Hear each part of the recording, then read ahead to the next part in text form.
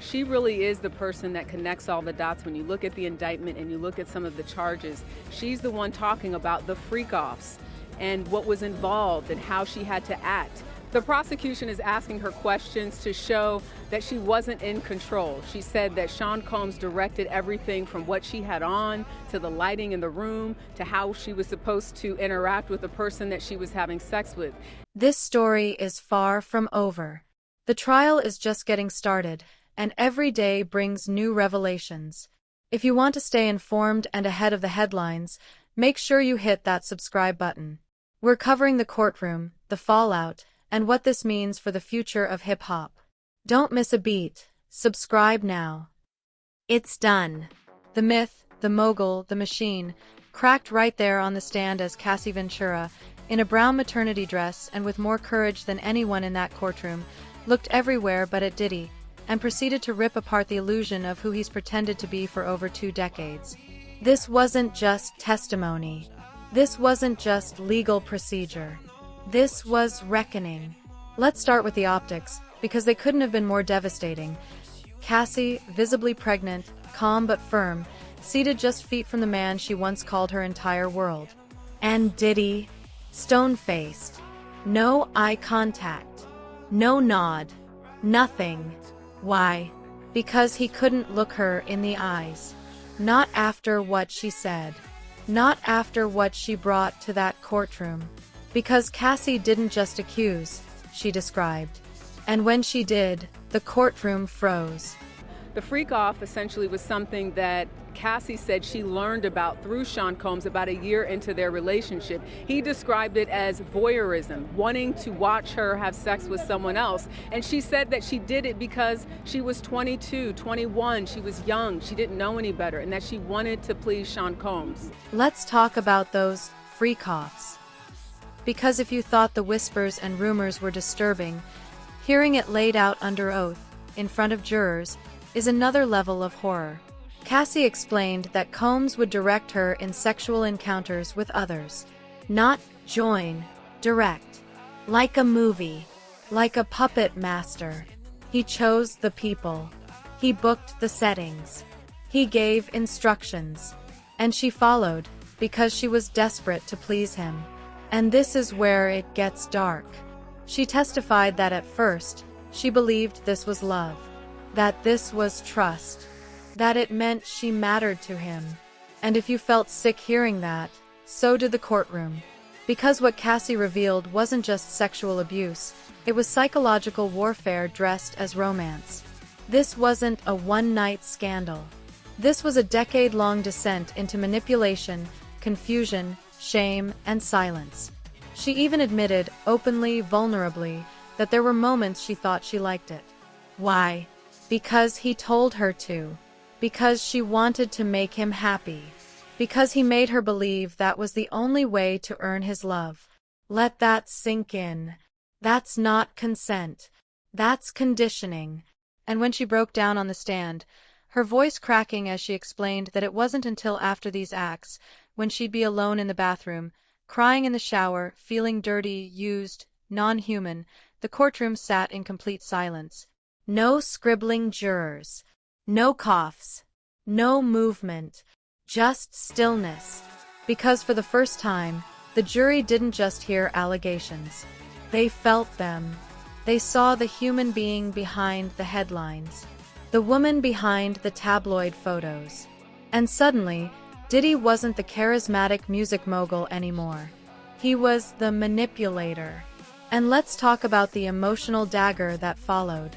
She hadn't seen him since 2018. That's 5 years of distance. 5 years of silence. 5 years of healing, escaping, rebuilding. And then, in one of the most painful full-circle moments imaginable, she has to face him again. Not in private, not in mediation, but in federal court. But Cassie didn't flinch. She didn't break under cross-examination. She didn't scream. She didn't spiral. She told the truth. And that's what made it so powerful. So believable. So inescapable. Now let's talk about the tapes. Because yes, new tapes were mentioned. Not played yet. but referenced. And the moment they were brought up, Diddy's expression changed. Panic. Maybe. Resentment. Probably. But definitely not the cool, collected facade he's known for. His lawyers leaned in. Courtroom tension skyrocketed. Because according to prosecution sources, these tapes may include video evidence of the events Cassie described. If that's true, if even a fraction of what she described is on tape, then this isn't just testimony. This is a smoking gun. And now Diddy's team is in damage control mode. Behind the scenes, frantic. In the courtroom, trying to maintain composure. But you can't unhear what the jury just heard. You can't unsee the woman sitting there, pregnant, calm, composed, telling the truth they were never meant to hear. Even more powerful, her husband was present, sat silently, stoic, watching, not with anger, not with pity, but with support. And you could tell, Cassie wasn't alone anymore. The woman who once belonged to Diddy, who once lived under his rules, under his gaze, in his mansions, is now standing on her own 2 feet, with her own family, her own voice, her own truth, and she used it. Let me make this clear. That courtroom shifted the second Cassie spoke. The jurors sat up straighter. The energy changed. The prosecution, laser-focused. The defense, rattled. And Diddy looked like a man watching his entire legacy go up in flames. Because you can deny a rumor. You can spin a headline. But you can't spin a survivor on the stand, walking the jury through a decade of abuse with unshakable clarity. And when she said the word manipulated, it hit like a sledgehammer. Because that's the part the world forgets. It's not always violence. It's not always bruises. It's the slow erosion of self, the loss of agency, the belief that your worth is directly tied to how much you endure for someone else. And Cassie laid that bare. She showed the court what it means to be systematically broken and rebuilt in someone else's image. She showed them what it means to survive a prison without bars. And by doing so, she may have just shattered the defense's entire foundation. Because now the jury has a face, a voice, a story. And it's not the face of a bitter ex. It's not the voice of revenge. It's the story of a woman who escaped. And now that story is in the record. And it's not just evidence. It's damnation. So here's what nobody in that courtroom said out loud, but every single person felt. That was the moment. That was the moment when the game changed. When Cassie sat there, controlled and composed, unraveling over a decade of coercion and submission, and didn't look away. She didn't need to stare Diddy down. She didn't need revenge energy. She had something scarier. She had nothing left to fear. And Diddy knew it. Because for years, he thrived on control, on unpredictability, on fear. He knew how to keep people off balance, how to blur the line between love and loyalty, between trauma bonding and power. But none of that works when the person in front of you has already crawled through the fire and come out standing. Cassie's voice wasn't weak. It was weaponized truth. And it didn't matter how many lawyers Diddy brought, how many courtroom sketches he posed for, how many tailored suits or behind-the-scenes threats tried to spin this narrative. Because, in that moment, all of that shattered. Let's get into the specific blow that really knocked the air out of that room, the description of her participation in the freakoffs. You could feel the oxygen disappear. Like everyone in that courtroom was holding their breath, listening to her say, out loud publicly, that she would participate in sex acts with strangers while Diddy watched. Directed. Instructed. Like a movie director casting scenes from his own delusions. And it wasn't rage she spoke with. That would have been easy to dismiss. No, it was calm. Reflective. Honest. the kind of emotional clarity that only comes when you've processed the manipulation and are no longer living in it. She told the court that at first, she thought it was love, that she convinced herself it was okay, that it was what he wanted, so it must mean something. And then, she hit them with the truth. I did it to please him. But afterwards, I felt dirty. There it is. That one sentence ripped a hole through the defense's entire case. Because this wasn't about consent on paper.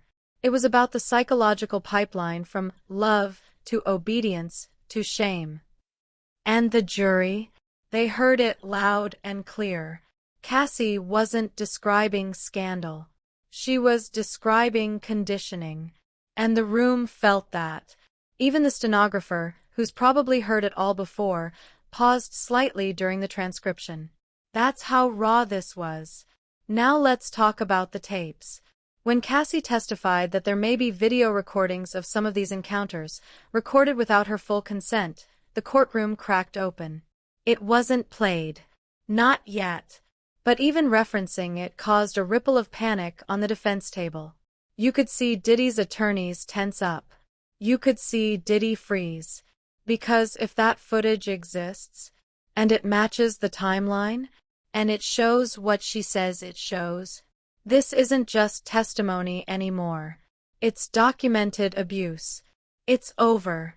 Because no amount of legal spin can unsee that kind of evidence. You think the jury will care what the contract said? Or what Diddy claims was normal in their relationship? No. Because when you pair a tear-streaked testimony with actual visual proof, that's not evidence. That's conviction bait. And suddenly the case that Diddy thought he could PR handle with silence and smirks is now a federal firestorm. Let's not ignore what else was happening in that room. The presence of Cassie's husband. Quiet. Composed. Present. He didn't fidget. Didn't react. He was just there. Solid. Unshaken. And that alone said everything. Because what Cassie proved in that moment is that you can escape. You can leave the pain. You can heal. You can start over. You can build a life on your terms. And that is deadly to Diddy. Because what has he been peddling his entire career? Power. Image. Control. And now here was the woman he tried to erase, tried to own, sitting on a stand, glowing with life, no longer his. No longer scared. No longer broken. And that is the most terrifying thing a man like him can face. A woman he couldn't control, telling the truth to a room full of people who believed her. So don't let anyone minimize what Cassie did in that courtroom. This wasn't about drama. This wasn't about headlines. This wasn't about revenge. This was about putting words to a decade of darkness, and doing it without fear. And you better believe people were watching. Because this trial, it's not just about Diddy. It's about the system that let him thrive. The assistants, the managers, the publicists, the party planners, the bodyguards who turned their backs, the stylists who fixed her makeup but never asked if she was okay. They're all on notice now. Because when Cassie testified that this was normal in her world with Diddy, what she was really doing was pulling back the curtain on how powerful men build silence into their empires. And now, that silence is unraveling. Let's talk fallout. Brands are distancing. Collaborators are ghosting. Music insiders who once called Diddy a genius are suddenly no comment. Why? Because they see it. This is not a scandal. This is a collapse. And Cassie? She lit the match. She cracked the illusion. She showed that under the private jets and the diamonds and the VIP badges, there was rot. Emotional rot. Psychological rot. Abuse made palatable by luxury. And now, no one wants to be next. Because if tapes exist, and if they're tied to more than one person, you better believe subpoenas are going to start flying like confetti at a Grammy party. This isn't just a court case anymore. This is a reckoning. And Cassie, she's not just a witness. She's the one who said, "Enough." She's the voice that cracked through the decades of silence and shame. And Diddy, he's sitting there, counting jurors on his fingers, watching the empire fall one truth at a time. Because no matter what happens next, whether the tapes are shown, whether more women come forward, whether deals are made, one thing is absolutely certain. He will never, ever be untouchable again. And now that Cassie's voice has cracked the courtroom wide open, let's talk about the behind-the-scenes panic. Because you better believe the minute she walked off that witness stand, pregnant, composed, untouchable, Diddy's lawyers hit DEFCON 1. You could see it in their body language. The twitchy eyes, the whispered sidebars, the sudden flurry of paper shuffling. That wasn't legal confidence. That was damage control in real time. Because Cassie didn't just deliver a gut-punch testimony, she blew a hole through Diddy's entire defense strategy. She dismantled every scripted argument they were planning to feed the jury. She wasn't angry. She wasn't hysterical. She wasn't out for revenge. She was clear. She was measured. She was credible. And that is what makes her deadly in a courtroom. Because when a survivor speaks without theatrics, the lies don't just collapse, they disintegrate. Cassie wasn't there to perform. She was there to free herself. And she did, by telling the jury exactly what they needed to hear, not just what happened, but how it felt. Because that's the piece Diddy never accounted for. He thought the world would only care about receipts, contracts, photos. But Cassie brought context. She brought pain.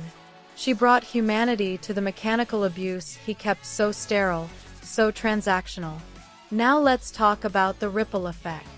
Because the minute Cassie mentioned those tapes, and described how Diddy allegedly orchestrated, filmed, and directed her most dehumanizing moments like he was Stanley Kubrick with a god complex, Hollywood's phones started lighting up. I'm talking publicists in full meltdown mode. Lawyers calling each other to ask, "Is our client in that footage?"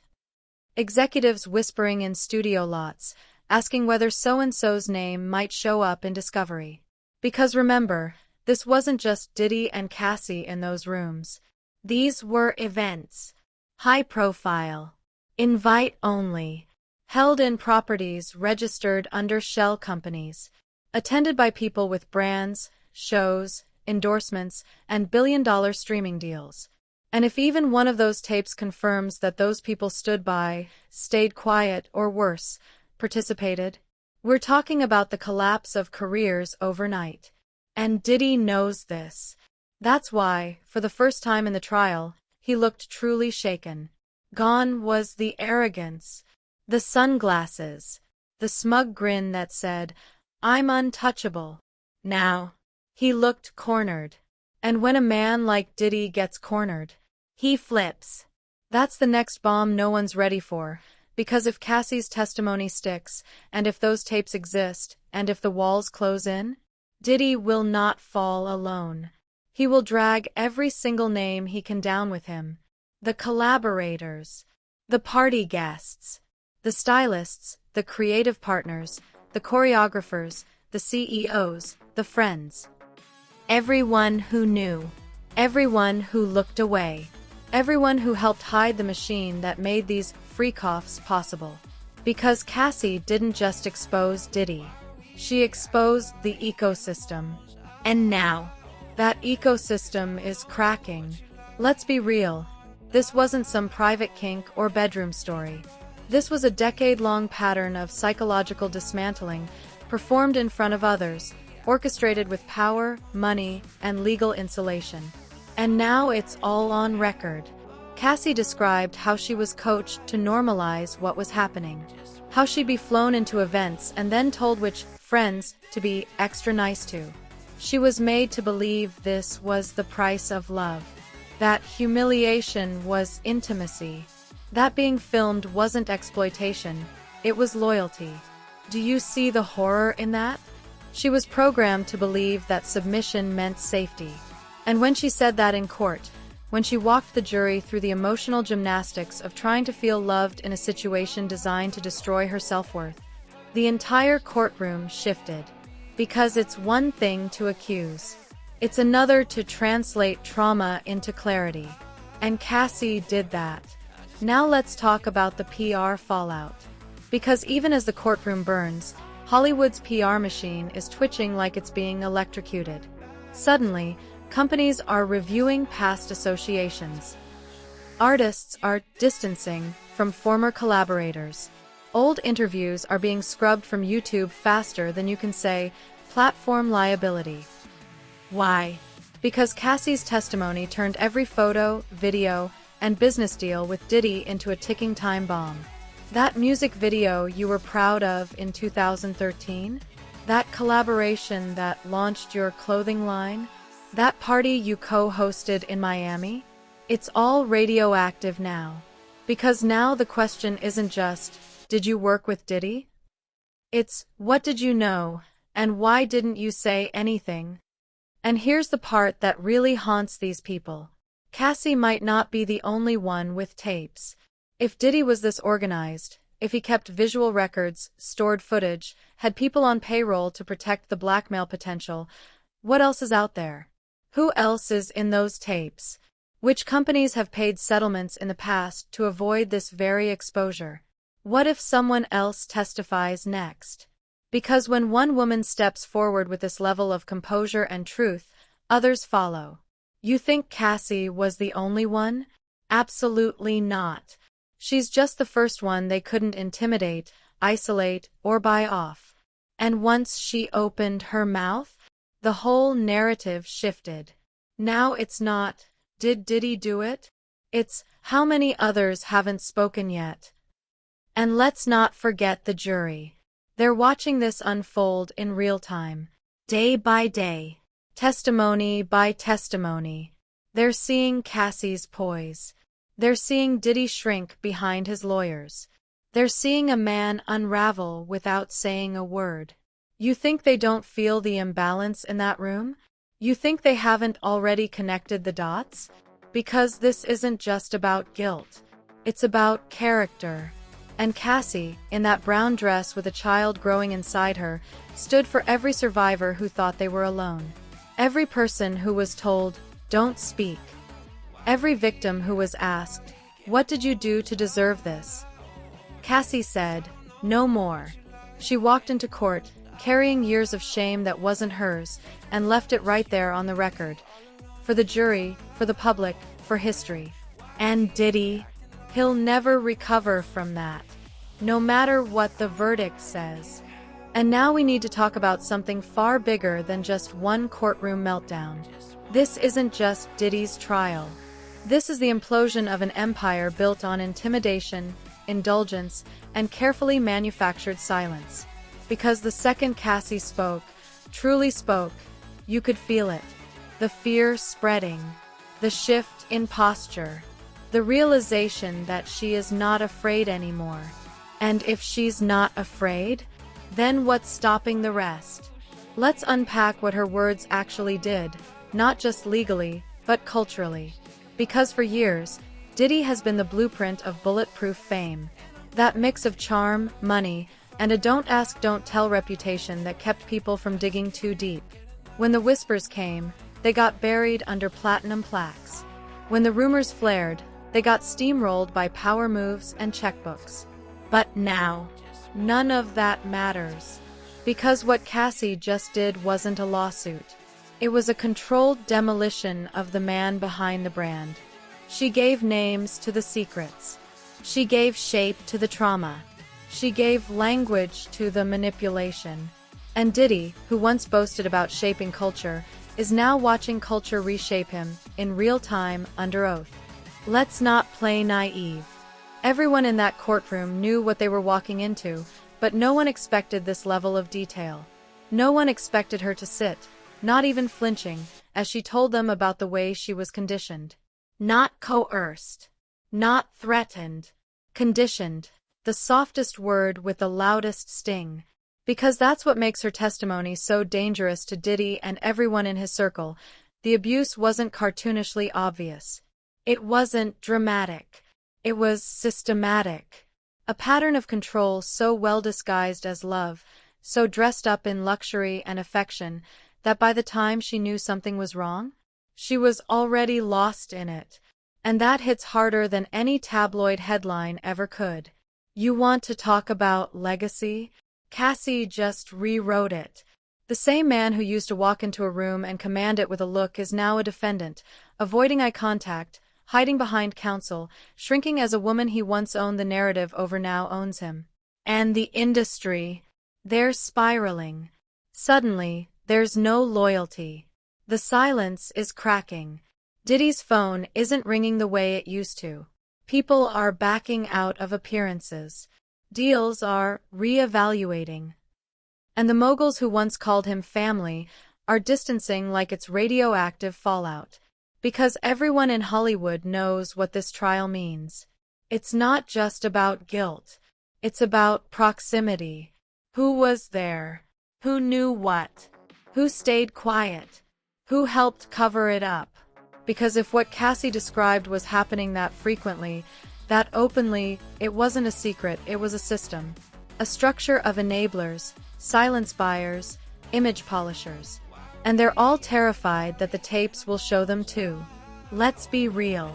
You don't get away with a decade of degradation without help. And you don't have freakoffs in private planes and penthouses without people setting the scene.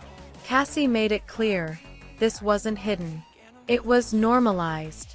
There were hotel bookings, assistants, coordinators. The lights didn't turn themselves on. The people didn't arrive by accident.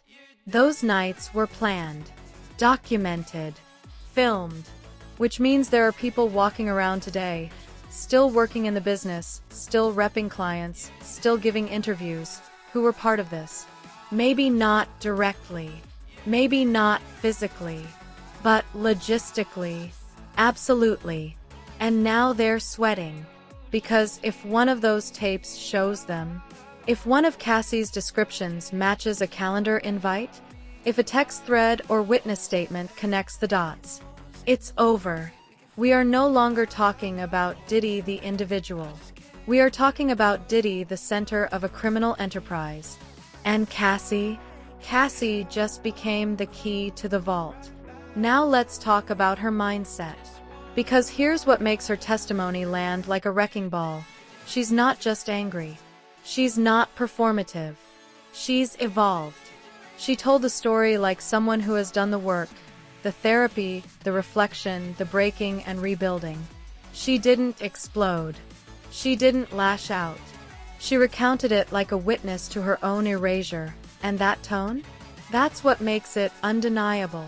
When she said she used to believe the abuse was love. When she said she wanted to make him proud, so she went along with everything.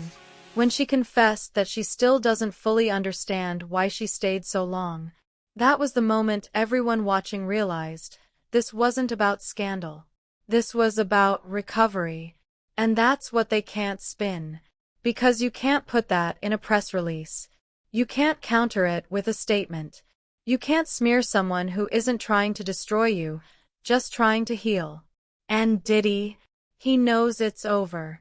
Because how do you argue against a decade of silence finally being broken? How do you defend yourself against the very person who you thought would never speak? You can't. Now the question is, who's next? Because someone else is going to testify. Another woman. Another assistant. Another witness. Someone who watched what Cassie went through and thought, I'm not ready yet. But now the fear is gone. Cassie gave them the blueprint. She showed them how to say it. She gave them the language. She showed them that you can stand in front of your abuser and walk out stronger. And that is the real threat. Not the headlines. Not the verdict. The possibility that the floodgates are about to burst. Because what happens when Diddy isn't the only one named? What happens when others who attended those nights are exposed? What happens when other victims start naming other names? That's when the collapse becomes cultural. That's when Hollywood stops spinning. And they know it's coming. You can feel it. The fake smiles. The tight-lipped award show speeches. The last-minute scheduling conflicts when it comes to red carpet appearances. They're hiding. Because Cassie didn't just tell her truth. She started a countdown. And the clock is ticking. Comment below. Who do you think will be the next to testify? Should more of Diddy's industry allies be investigated? And how much longer can Hollywood protect the powerful before the whole house of cards comes down? Subscribe, turn on notifications, because the next testimony might take down more than just Diddy. It might take down the entire system.